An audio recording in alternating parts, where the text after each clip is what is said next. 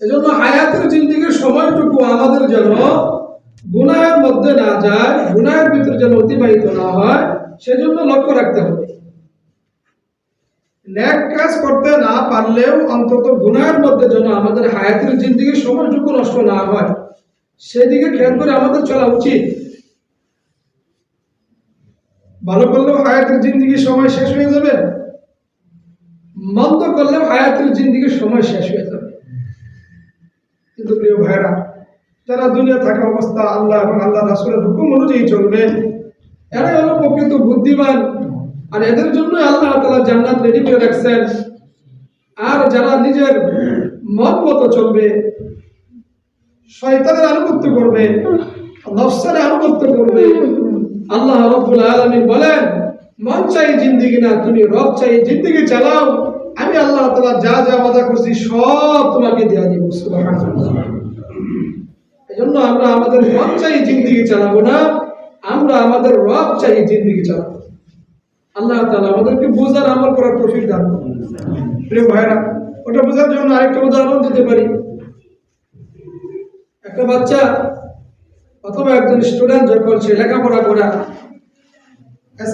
SSC পরীক্ষা দেওয়ার জন্য হলের মধ্যে ঢুকে ফাইনাল পরীক্ষা দেওয়ার জন্য, তার জন্য একটা সময় নির্ধারণ থাকে কিনা?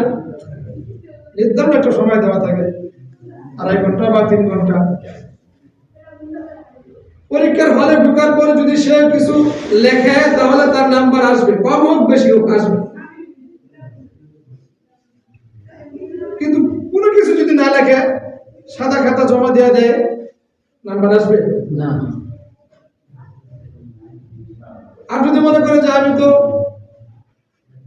লেখাপড়া করতেই পারি, এই 3 ঘন্টা সময় লাগবো না, বের হওয়ার পরে আমি ইচ্ছা মতো লিখব, ওই খাতার পাতা কি সে লিখতে পারবে আরো? পরবর্তীতে যদি সে এরকম ভাবে আরো দোকান থেকে খাতাপত্র কিনে না ইচ্ছা মতো লেখে, তাহলে কি তার নাম্বার আসবে? দুনিয়ার পরীক্ষার একটা নিয়ম নীতি আছে, নাম্বার উঠানোর জন্য একটা নিয়ম ফলো করতে হয়। আখিরাতে আপনাকে আমাকে আল্লাহ তাআলা পুরস্কার দিবেন, জাযা দিবেন, এটারও নিয়ম নীতি দিয়ে দিয়েছে আল্লাহ তাআলা আল কোরআন। সুবহানাল্লাহ।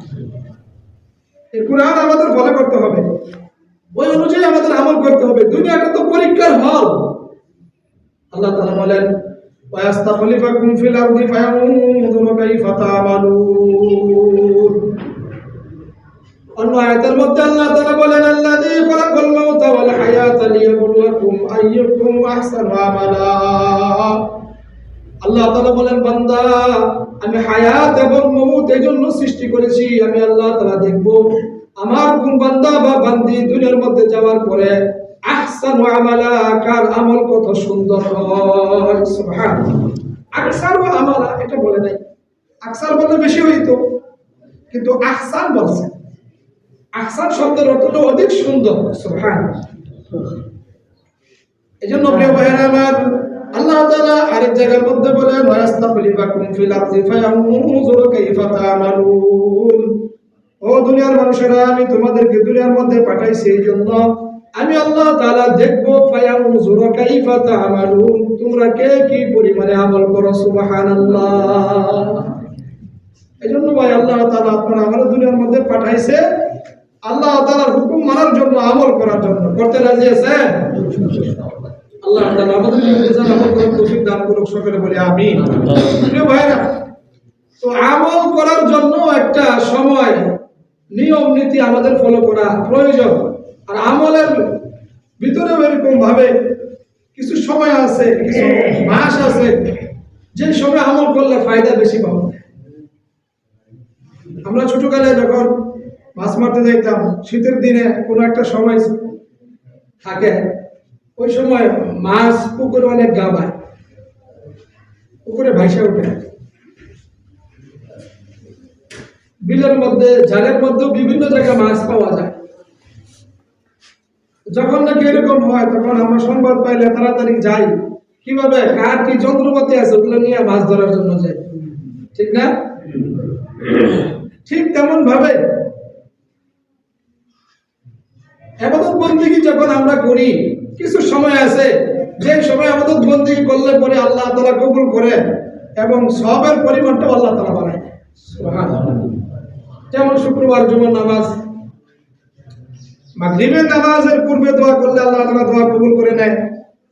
রমজান মাসে এরকম ভাবে একটা নফল আদায় করলে ফরজের সব দিয়ে দেয় সবে কদরে।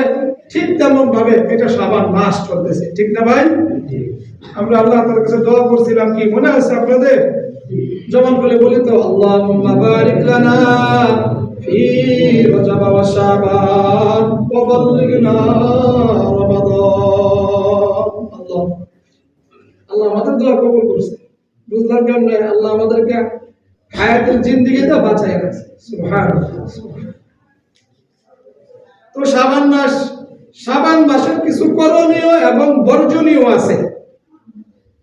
শাবান মাসে কিছু নফল ইবাদত বন্দেগীর কথা হাদিসের মধ্যে আসছে, উল্লেখ করা হয়েছে।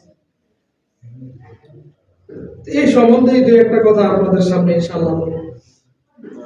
যেহেতু শাবান মাসটা হলো রমজান মাসে আমি যেন ইবাদত বন্দেগী বেশি করতে পারি, ওই রমজান মাসে ইবাদত বন্দেগী করার জন্য যে প্রস্তুতি দরকার সেটা হলো শাবান মাসে আপনার আমার নিতে হবে। সেজন্য প্রিয় ভাইরা, শাবান মাসে যে করণীয় এবং বর্জনীয় আছে সংক্ষেপে, যেহেতু সময় অল্প, সংক্ষেপে বলে দিচ্ছি। শাবান মাসে বেশি বেশি আল্লাহ রাসূল সাল্লাল্লাহু আলাইহি সাল্লাম নফল রোজা রাখতেন, সুবহানাল্লাহ। এবং রাত্র জাগরণ করে বেশি বেশি নফল নামাজ আদায় করতেন। আল্লাহ রাসূল সাল্লাল্লাহু আলাইহি সাল্লাম কোনো এক রাতে, শাবান মাসের কোনো এক রাতে আল্লাহ রাসূল সাল্লাল্লাহু আলাইহি সাল্লাম সিজদায় গেছেন। সিজদায় যাওয়ার পর দেখে আল্লাহ রাসূল সাল্লাল্লাহু আলাইহি সাল্লাম মাথা উঠাইতেছে না। আম্মা জান হযরত আয়েশা সিদ্দিকা রাদিয়াল্লাহু তাআলা ভাবলেন কিছু হইল নাকি, এত দীর্ঘ সময় সিজদার মধ্যে আল্লাহ রাসূল কাটাইতেছে। বুঝার জন্য আল্লাহ রাসূল সাল্লাল্লাহু আলাইহি সাল্লামকে স্মরণ করলেন। আল্লাহ রাসূল সাল্লাল্লাহু আলাইহি সাল্লাম সিজদা থেকে মাথা উঠাইলেন। নামাজ শেষ করার পরে বললেন, ও আয়েশা, আমি কি তোমার হক আদায় করি না? বুঝেননি আপনারা আমার কথা? আমি কি তোমার হক আদায় করি না? অর্থাৎ স্ত্রীর যে হক, এটা কি আমি আদায় করি না? আম্মা জান আয়েশা সিদ্দিকা রাদিয়াল্লাহু তাআলা আনহা বললেন, ইয়া রাসূলুল্লাহ, ইয়া হাবিবাল্লাহ, আল্লাহ তাআলা আপনার উত্তম চরিত্রের সার্টিফিকেট দিয়ে দিয়েছে, ওয়া ইন্নাকা লা আলা খুলুকিন আযীম। আপনি অবশ্যই এরকম ভাবে স্ত্রীদের হক আদায় করেন, এর মধ্যে কোনো সন্দেহ নাই।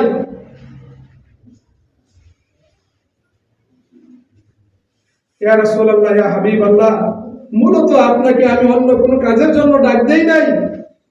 আপনি যে সিজদায় গেছেন, আমার ভয় হইতেছিল যে কিছু হইল কিনা, আপনার নিঃশ্বাস জারি আছে কিনা, না আপনি এরকম ভাবে ইন্তেকাল করছেন, বুঝার জন্য আমি একটু স্মরণ করছিলাম। সুবহানাল্লাহ। প্রিয় ভাইরা, এই হাদিসের মাধ্যমে কি বুঝতে পারলাম? আল্লাহ রাসূলের নামাজ কি সিজদা কি ছোট ছিল না দৈর্ঘ্য ছিল? লম্বা ছিল। কত শাবান মাস আপনার আমার জীবন থেকে চলে যাচ্ছে, একটু চিন্তা করি তো। শাবান মাসে কয়টা দিন রাতের বেলায় আমি নামাজে দীর্ঘ সিজদার মধ্যে আল্লাহ তাআলার তাসবিহ পাঠ করছি? শাবান মাসে কয়টা রোজা আমি রাখতেছি? শাবান মাসের করণীয় এবং বর্জনীয় যে বিষয়গুলো, এগুলোর উপরে আমি এরকম ভাবে আমল করতেছি কিনা একটু চিন্তা করুন। এই জন্য প্রিয় ভাইরা আমার, হায়াতের জিন্দেগি একবার শেষ হয়ে গেলে দুনিয়ার মধ্যে আসার আর সুযোগ আছে? কি বলেন, আছে? নাই।